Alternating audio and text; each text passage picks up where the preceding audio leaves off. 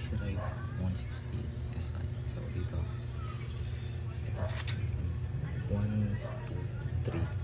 Ito yan. So remove din muna siya ng screwdriver, and then after that itong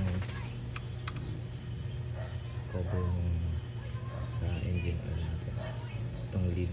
So bubuksan din natin yan. Proseso is pitin mo siya ng towel para hindi mabasag or maputol yung pinakahawakan ng lid.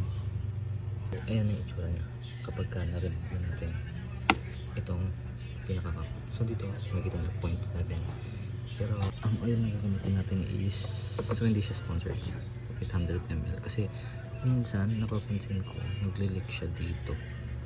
So mas okay na yung sobrahan natin siya sa kulang. Then ang next step natin is pag-remove ng bolt dito. Yan. Dito yung position. So pwede natin gamitin is 17 mm. So kung pagpala kayong impact wrench, pwede kayong gumamit ng ganito or yung na basta pang alis dito.